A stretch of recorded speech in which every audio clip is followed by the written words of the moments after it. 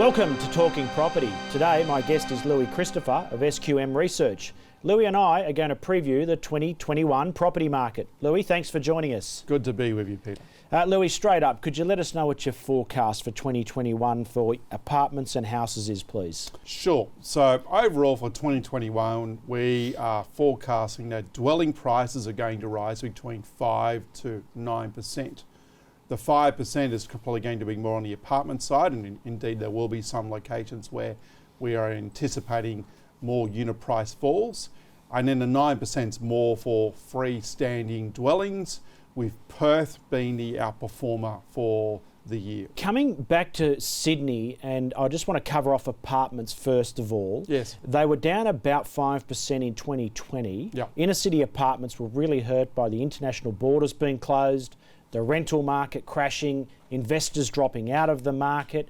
What are you seeing in 2021 for apartments in Sydney? Because a lot of landlords don't know whether to zig or zag with their investment property at the moment. Vacancy rates are going to remain elevated in the CBDs of 2021. Rents are likely to fall again. There will be a bit of a reversal once coronavirus is truly behind us. All those people who decided to take up regional living, they'll probably come back. There's not that many amenities out there in regional Australia. There's a lot of benefits to city living, and I think once coronavirus is behind us, they'll start coming back. Louis, Sydney houses, do you see it performing universally, or will there be some segments of the market that perform better than others? I think Sydney houses potentially could perform universally. Number one, let's consider why Sydney houses are moving up as opposed to units. They're moving up because people are looking for a larger property. More and more people now are working from home. They're staying working from home. So despite the lifting of coronavirus restrictions, there's still many people who are working from home. And that's going to be a permanent change as a result of COVID. And when you work from home, you need space. So people are looking for freestanding houses, and they're more than willing than ever before to consider living in the outer suburban fringes. Now, I also believe that affluent houses will also outperform. It'll be one part of the inner city market that should do well. Because once again, we're talking about properties offering larger space, close to amenities.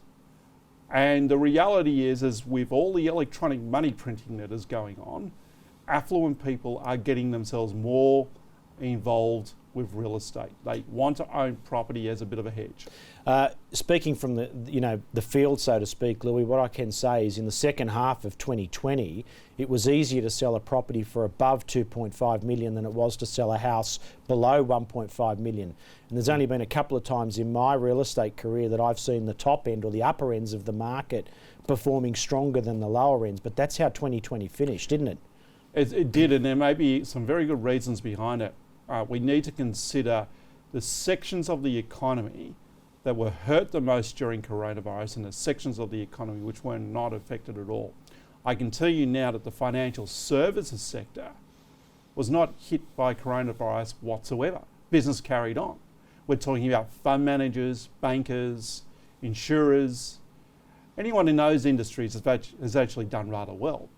And they generally operate on higher income levels and can afford a $2.5 million property. And I think this is one of the reasons why we've seen that price band actually hold up and actually advance. Yeah. Louis, can the property market in 2021 continue to perform strongly whilst the underlying economy struggles? It's a really good question, and the answer is very much what does the federal and the various state governments do with their stimulus packages? And when I think of that, I think of JobKeeper in particular, which is due or was due to wind up very shortly. I think it was for the March quarter. Now, if JobKeeper is wound up prematurely, we could see a situation where the economy does go backwards. And you're calling prematurely in March 2021? That's premature. Correct. Yeah. That's correct. So that at the end of 2020, that was a government's intention to basically wind back JobKeeper by the March quarter of 2021. Now, they could extend it. And is that in your forecast that they will extend it? Did I read that? Yes, it is. That's our Yeah. base case forecast. Yeah.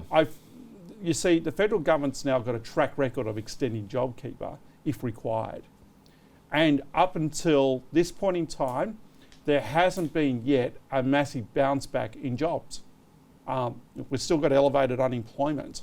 Now, there should be some type of bounce back as we see tour operators come back online, the hospitality trade come back online. There will be some type of bounce back.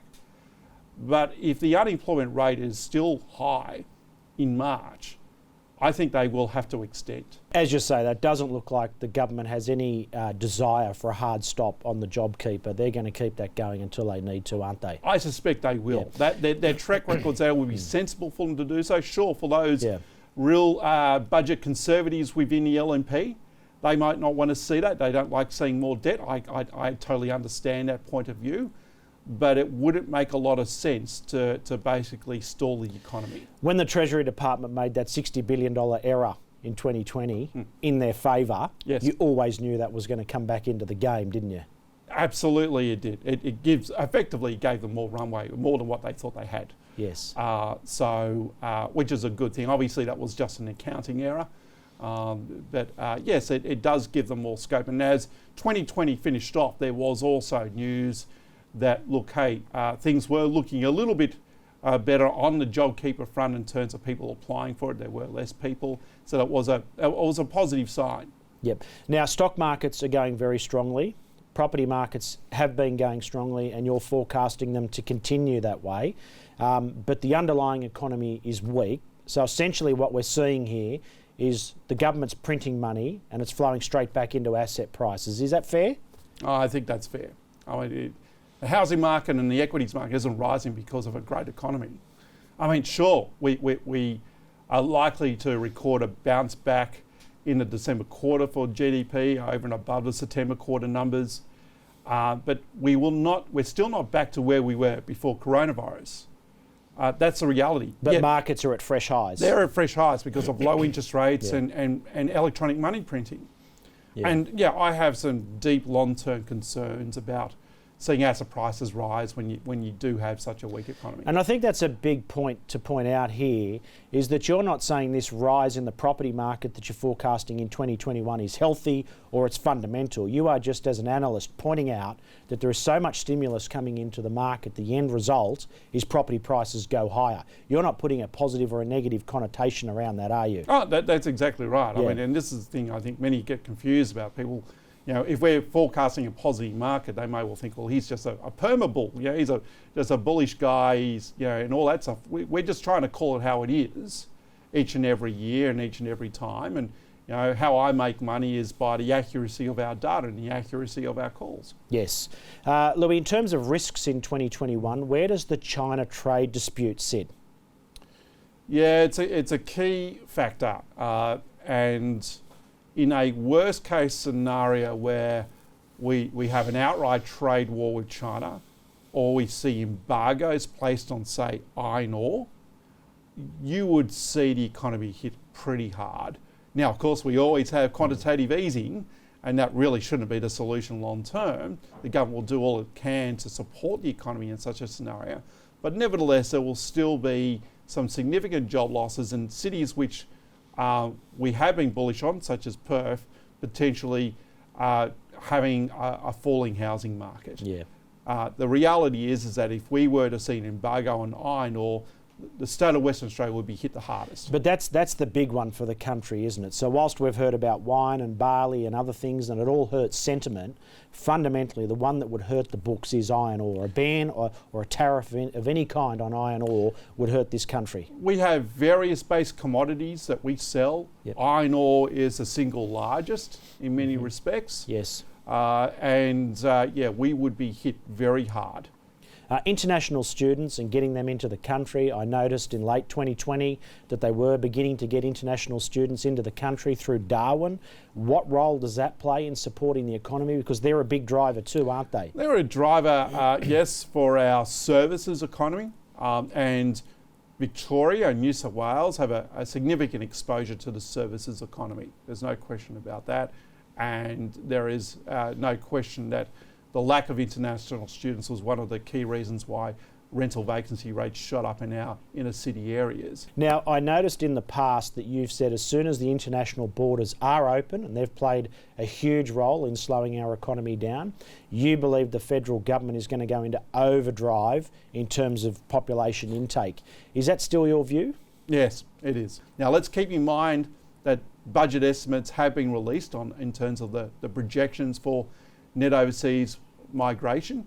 And for 2021 and 2022, the Treasury estimates have suggested we'll actually get a net outflow for both those years. Now, that's the estimate. I'm sure the federal government will do all it can once the international borders are open to try and reverse it out and encourage migration to this country.